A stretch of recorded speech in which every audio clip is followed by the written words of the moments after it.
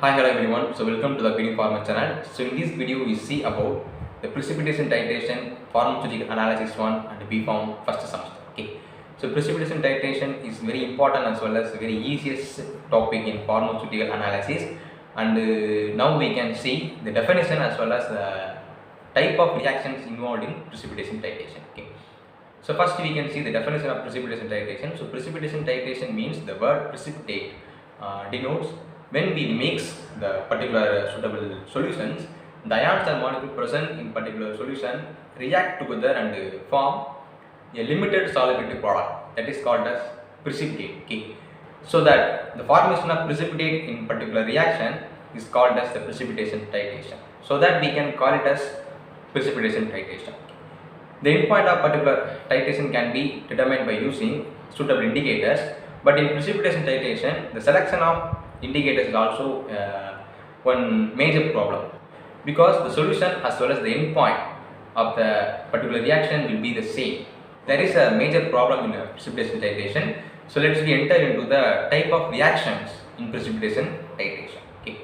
Precipitation titration involved in unit 3, and also some other extra titrations also present with the precipitation titration. Okay, so let's we enter into the definition.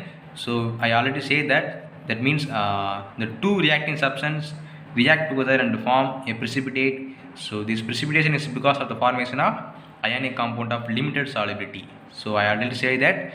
So the formation of limited solubility compound make a precipitate, and so that this titration is called as precipitation titration. Okay. I also say that suitable indicator, that is a main problem, and also some more limitations are present in a precipitation titration, that is co-precipitative effects, partially insoluble, rapid and quantitative. So there are the main problems. Next, factors affecting the solubility of precipitate. That means the final precipitate can be affected by common ion effects, that is common ion effects, and effect of pH and temperature, solvent, electrolytes and solubility. Okay, so it is very easy. If you need this, please read this completely. So that is adjunctive titration. Okay, so precipitation titration is also called as adjunctive titration. So when silver nitrate is used in precipitation titration, titration involved in precipitation are Morse method, Walcott's method, modified Walcott's method, Fajon's method, and Gay-Lussac method. Okay, so that is an endpoint. How to determine the endpoint in precipitation titration? So first one is colored precipitate. Okay, so precipitation is colored in solution. So it is one of the method, and colored complex. Okay, the solution will be turned into a different color from the original color. That is also one of the method. And adsorption indicators. So this is one important, and it's involved in a Fajon's method. So let's we see the first method, Morse method. Okay, so it is a simple method. The halide, the metallic halides or chlorides are directly related with the silver nitrate. Okay, so that is a simple, and the endpoint is determined by add potassium chromate. Okay, the excess of silver nitrate is reactive with potassium chloride and form silver chromate. Okay, that's a simple and very easy method. Okay, so directly titrate silver nitrate with the solution. So yeah, the solution contains halides, so it's react to form silver halide, and the endpoint, that is the excess of silver nitrate is reacted with potassium chromate to form silver chromate as the endpoint. The brick red color precipitate is an endpoint of the titration of Morse method. Okay, it also have some limitations. So there is a suitable pH for Morse method. Okay, so when below this pH, it increases solubility of the silver chromate. That means the endpoint comes late. When the solution is above 10 pH, it forms the silver hydroxide. Okay, so that's another one form of endpoint. So that's also the limitation of Morse method. Okay, so also some other limitations also present in a Morse method. So that is iodides. So only we can determine the chloride. If we can iodide or any other halide, it forms silver iodide and silver bromide respectively, but it's also the same color. Okay, the color difference is not we can identify in endpoint. That's the main problem. Okay, So that's an preparation of silver nitrate, 0.1 molar silver nitrate, and also assay of sodium chloride, that is NaCl. Okay, so sodium chloride, which means it is also important one. If you have time, you can read this.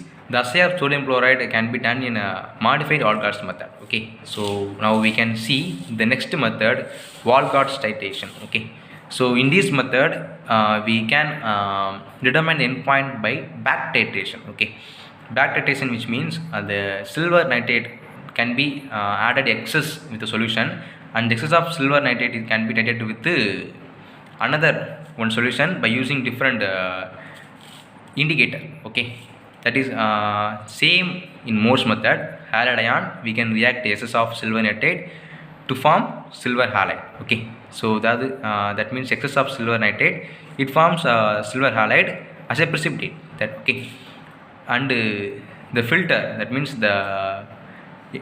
this precipitation can be filtered off, and the excess of untitrated silver nitrate in the filtrate is back titrated with potassium or ammonium thiocyanate. Okay, that means potassium thiocyanate or ammonium thiocyanate. Excess of silver nitrate is reacted with ammonium thiocyanate to form, that means silver thiocyanate and ammonium nitrate or potassium nitrate. Okay, so the next, when the excess of silver nitrate are react completely, the present potassium thiocyanate react with ferric nitrate, that means ferric alum. Okay, so I already told that the excess of silver nitrate is reacted with another solution by using different indicator, that is ferric nitrate. When the excess of silver nitrate reacted with ammonium or potassium thiocyanate, the potassium or ammonium thiocyanate react with ferric nitrate to form ferric thiocyanate. Okay, that is red color. Okay, that's an endpoint of the Walgard's titration. It have major limitations. Okay, that is back titration of silver nitrate is somewhat difficult, because the unreacted silver chloride will also entrapped with the product, so we cannot be able to find the exact endpoint. Okay, and also some other limitations are present with Walgard's titration. To avoid this limitation, we use modified Walgard's method. Okay, that is in next page. That is modified Walgard's titration method. So that is same procedure as that of Walgard's titration, but we can add nitrobenzene or dibutyl phthalate as an extra one product, that means coagulate. Okay, we already see that the entrap, that means the co-precipitation of silver chloride is a major problem in Walgard's method. To avoid this, we can add nitrobenzene or dibutyl phthalate. Okay, the procedure we can see that the halide react with excess of silver nitrate to form silver halide. So when the excess of silver nitrate is again reacted with ammonium thiocyanate or potassium thiocyanate to form silver thiocyanate and ammonium nitrate or potassium nitrate. So when the excess of silver nitrate are react to completely, the another drop of ammonium thiocyanate or potassium thiocyanate react with the indicator ferric nitrate or ferric alum to form ferric thiocyanate. Okay, that is a red color. We can already seen in Walgard's titration that same endpoint, but we can add nitrobenzene as another one extra compound. Okay, to the nitrobenzene with that of solution to avoid the co-precipitation of silver chloride. Okay, so these nitrobenzene or dibutyl phthalate coagulate the silver nitrate and prevent the co-precipitation effect. Okay, that is a modified Walgard's method, and it is very important one method. So next one method is Fajon's titration. So in this method, chloride ions are present in a solution, so we can titrate directly with the silver nitrate to form silver chloride. That's the same principle, but before that titration we can add the fluorescence. Okay, fluorescence to that solution. The fluorescence react with the chloride ion to form fluorescent chloride, that is a yellowish green in color. Okay, so when we can titrate with the silver nitrate, the chloride ion and silver nitrate to form silver chloride. So when the excess of silver nitrate is added to the solution, the fluorescent react with the silver nitrate to form the fluorescent and the silver nitrate compound, that is pink in color. Okay, so that's a very amazing reaction, because the yellowish green color will turn into the pink color. Okay, so this is an Fajans titration, very simple one. The silver is directly titrated with the chloride ion. So before titration we can add fluorescent to the top solution, and it forms fluorescent chloride complex, that is yellowish green color. When the silver nitrate is in excess amount, the silver nitrate react with the fluorescent to form silver nitrate fluorescent complex, and it gives pink color. Okay, that is a Fajans method and very important. So in this video we see the 4 titration. Okay, these 4 methods are also very important. That is Morse method is also very important, Walcot's method is also very important, and modified Walcot's method are also important. Fajans titration is also very important. Okay, so in this video I can explain about the types of titrations involved in precipitation titration. I hope this is very useful for you. Thank you.